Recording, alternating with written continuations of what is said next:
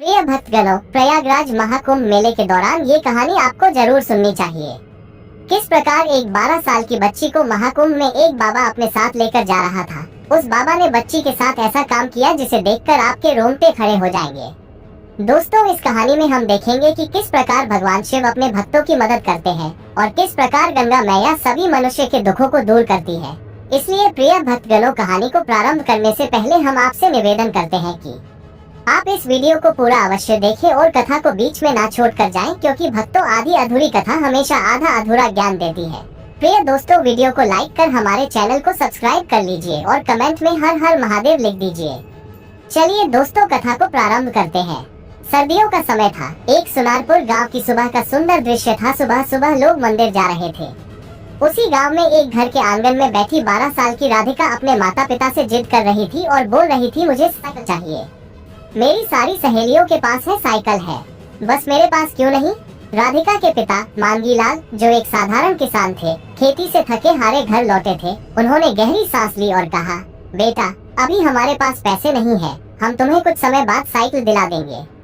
लेकिन राधिका जिद पर अड़ रही। उसकी माँ निर्मला ने भी समझाया, बेटा, हम तुम्हें साइकिल कुछ दिन बाद दिला देंगे, अभी तेरे पापा बहुत परेशान है। लेकिन राधिका को कुछ नहीं सुनना था। उसकी मासूम आंखों में आंसू भर आए।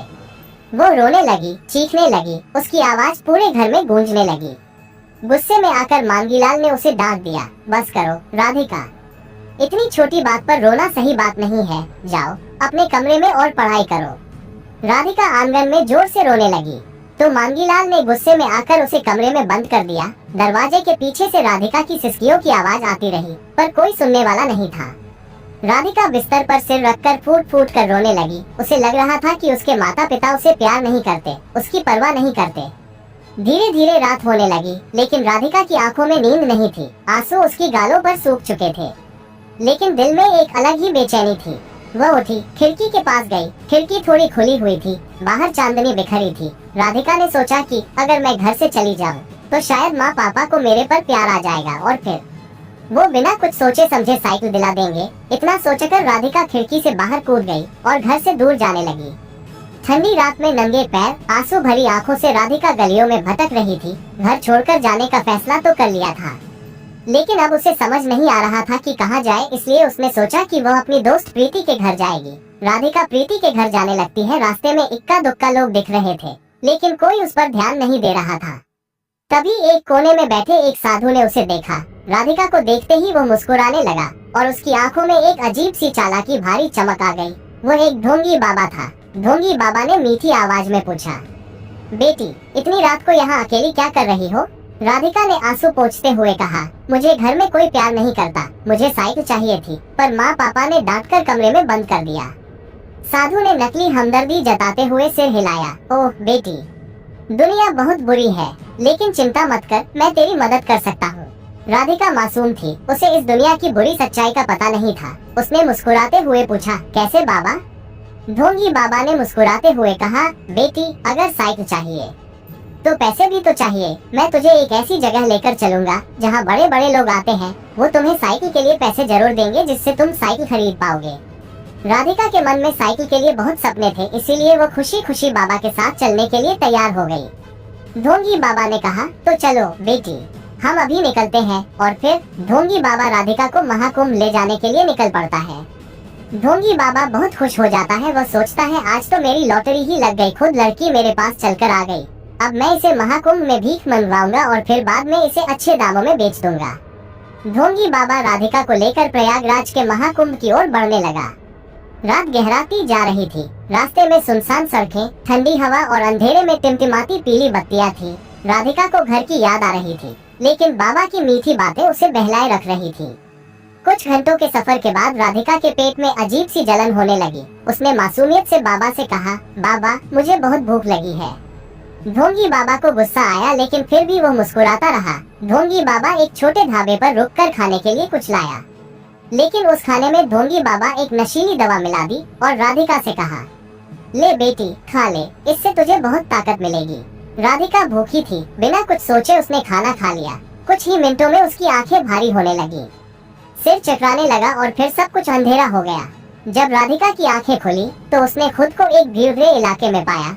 चारों ओर साधु संतों के तंबू, गंगा किनारे डुबकी लगाते श्रद्धालु और हजारों लोग आसपास घूमते हुए। जगह जगह भजन कीर्तन हो रहे थे, लेकिन राधिका का मन डरा हुआ था। बाबा, ये कहाँ है हम? बाबा ने गुस्से में कहा, यह महाकुंभ है। राधिका इतना सुनकर डर गई। साधु ने कहा, अब तुम अपने काम पर लग जाओ।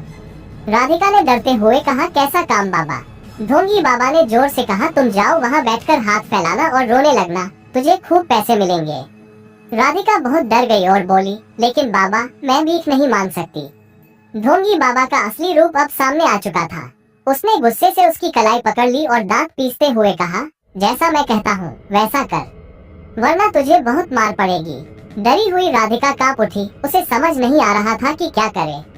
वो मजबूर होकर एक मंदिर के बाहर बैठ गई। जैसे ही उसने अपने मैले हो चुके हाथ फैलाए, कुछ श्रद्धालुओं ने उसे पैसे देने शुरू कर दिए। राधिका की आंखों से आंसू बह निकले। वो जिस साइकिल के लिए घर से निकली थी, अब उसके बदले उसे यहाँ मजबूरी में भीख मांगनी पड़ रही थी। 3 दिन बीत गए। राधिका की हालत खराब हो चुकी थी। वो बहुत थक चुकी थी और कमजोर हो गई थी। राधिका को घर छोड़े हुए 5 दिन बीत चुके थे। उसकी माँ लक्ष्मी और पिता मांगीलाल की हालत दयनीय हो गई थी। लक्ष्मी हर पल रोती रहती। खाना पीना छोड़ चुकी थी। मांगीलाल ने पुलिस में रिपोर्ट दर्ज करवाई थी, लेकिन कोई सुराग नहीं मिल रहा था। हर रोज पुलिस राधिका को ढूंढने की कोशिश कर रही थी, पर सफलता नहीं मिली। मांगीलाल और लक्ष्मी को लगने लगा था कि अब उनकी बेटी शायद कभी नहीं लौटेगी। उसी रात लक्ष्मी रोते रोते बिस्तर पर गिर गई, आंखों में आंसू, दिल में दर्द और मन में सिर्फ एक ही सवाल आता, मेरी बेटी राधिका इस समय कहाँ होगी और किस हाल में होगी। थकान और दर्द के बीच वह गहरी नींद में चली गई और तभी उसके सपने में भगवान शिव प्रकट हुए। भगवान शिव ने अपनी गंभीर और करुणामयी आवाज में कहा, हे बेटी, महाकुंभ में जाओ, वहाँ तुम्हें तुम्हारी सभी समस्याओं का हल मिल जाएगा। लक्ष्मी चौंक कर उठी। उसका दिल तेजी से धड़क रहा था। उसे लग रहा था कि यह कोई सपना नहीं, बल्कि भगवान का संदेश था। सुबह होते ही उसने मांगीलाल को जगाया और रोते हुए कहा, मुझे भगवान शिव ने दर्शन दिए हैं। उन्होंने कहा कि हमारी राधिका महाकुंभ में है। मांगीलाल पहले तो चकित हुआ, लेकिन लक्ष्मी की बातों में अटूट विश्वास झलक रहा था। उसे लगा कि यह सपना नहीं, भगवान का आदेश हो सकता है। उन्होंने तुरंत पुलिस से संपर्क किया और कहा, हमें महाकुंभ जाना है, हमारी बेटी वहीं है। पुलिस पहले तो हैरान हो गई, लेकिन चूंकि महाकुंभ में कई बच्चे गुम हो जाते थे, इसलिए वे भी तुरंत तैयार हो गए। मांगीलाल, लक्ष्मी और पुलिस का एक दल महाकुंभ के लिए निकल पड़ा। रास्ते भर लक्ष्मी भगवान शिव का नाम जप रही थी, हे भोलेनाथ, मेरी बेटी की रक्षा करना, हम आ रहे हैं उसे लेने। उधर राधिका की हालत और बिगड़ चुकी थी। अब वो एक कमजोर, थकी हुई और टूटी हुई बच्ची बन चुकी थी। उसकी आंखों में अब कोई उम्मीद नहीं बची थी। महाकुंभ में भक्तों की भीड़ उमड़ रही थी। गंगा किनारे साधु संतों का प्रवचन चल रहा था। श्रद्धालु आस्था की डुबकी लगा रहे थे और कहीं भजन कीर्तन की मधुर ध्वनि गूंज रही थी। लेकिन इस विशाल मेले में राधिका के माता पिता की आंखें बस अपनी खोई हुई बेटी को खोज रही थी। पुलिस के जवान अलग अलग टुकड़ियों में बंटकर भीड़ में राधिका की तलाश कर रहे थे। स्पीकर में राधिका की गुमशुदगी की घोषणा कराई गई। लक्ष्मी की आंखों से आंसू थमने का नाम नहीं ले रहे थे। वो हर किसी से पूछ रही थी, क्या आपने मेरी बेटी को देखा है? उधर राधिका अपनी बदहाली में भीख मांग रही थी। उसकी आंखों के नीचे काले धब्बे पड़ चुके थे। शरीर कमजोर हो चुका था, लेकिन ढोंगी बाबा का डर उसे मजबूर कर रहा था। प्रिय भक्तगणों, उसी समय एक बूढ़ा साधु कांपते हुए कदमों से आया और राधिका के पास बैठ गया। बाबा की आंखों में एक दिव्य चमक थी, जिससे उनका चेहरा चमक रहा था। साधु जी ने प्यार से पूछा, बेटी, तुम यहाँ क्या कर रही हो? राधिका ने दुखी स्वर में कहा, मैं यहाँ भीख मांगने के लिए मजबूर हूँ बाबा। बूढ़े साधु ने मुस्कुराकर कहा, चलो तुम्हें तुम्हारे असली घर के पास लेकर जाऊं। राधिका को ऐसा लगा जैसे कोई बहुत अपना उससे बात कर रहा हो। बूढ़े साधु ने धीरे से राधिका का हाथ पकड़ा और उसे लेकर चल पड़ा। राधिका के माता पिता अभी भी राधिका को ढूंढ रहे थे। अचानक लक्ष्मी की नजर सामने गई। उसने देखा एक बूढ़ा साधु हाथ पकड़कर एक बच्ची को ला रहा था। वो बच्ची कोई और नहीं राधिका थी। लक्ष्मी चीखते हुए दौड़ी और अपनी बेटी को गले से लगा लिया। मांगीलाल की आंखों में आंसू थे। माँ बेटी एक दूसरे से लिपटकर रोने लगी। लक्ष्मी ने रोते हुए पूछा, बेटा तू कहाँ चली गई थी? राधिका भी रोते हुए बोली, माँ मुझे माफ कर दो, मुझे नहीं पता था कि साइकिल के लिए घर छोड़ना इतना बड़ा गुनाह होगा। मांगीलाल और लक्ष्मी ने उसे और जोर से गले लगा लिया। जब उन्होंने शुक्रिया कहने के लिए उस बूढ़े साधु की ओर देखा तो वहाँ कोई नहीं था। बूढ़ा साधु गायब हो चुका था। लक्ष्मी ने कहा, यह कोई साधारण व्यक्ति नहीं थे। यह वही व्यक्ति थे जो मेरे सपने में आए थे। ये खुद भगवान शिव थे जिन्होंने मेरी बेटी को बचाया। राधिका के माता पिता और वहाँ खड़े सभी लोग हाथ जोड़कर हर हर महादेव का जयघोष करने लगे। राधिका के मिलते ही पुलिस तुरंत सतर्क हो गई। एक पुलिस अफसर ने नर्म आवाज में पूछा, बेटा तुम्हें यहाँ कौन लेकर आया? राधिका की आंखों में डर भर आया। उसने कांपते हुए कहा, एक साधु बाबा मुझे यहाँ लेकर आए। उन्होंने कहा था कि मुझे साइकिल मिलेगी, लेकिन उन्होंने मुझसे भीख मंगवानी शुरू कर दी। वो बहुत बुरे इंसान है। राधिका की बातें सुनते ही पुलिस वालों के चेहरे सख्त हो गए। अफसर ने तुरंत अपने जवानों को आदेश दिया, चलो हमें उस ढोंगी बाबा को पकड़ना है। राधिका पुलिस को उस तंबू तक ले गई जहाँ बाबा ने उसे रखा था।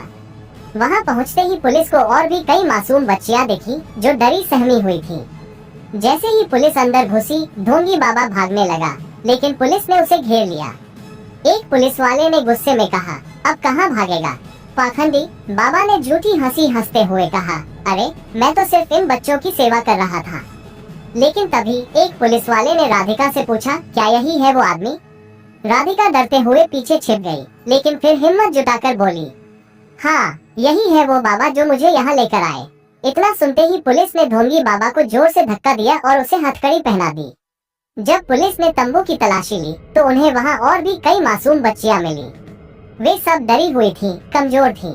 अफसर ने आदेश दिया, इन सभी बच्चियों को उनके माता पिता से मिलवाओ, इस दरिंदे बाबा को जेल में डालो। पुलिस बाबा को लेकर चली गई और भीड़ में सभी लोग हर हर महादेव के नारे लगाने लगे। महाकुंभ में जब राधिका अपने माता पिता के साथ वापस लौटी तो उसकी आंखों में आंसू थे। उसने अपनी माँ का हाथ पकड़ा और कहा, माँ मैं बहुत बड़ी गलती कर बैठी। अगर मैंने जिद न की होती तो ये सब न होता।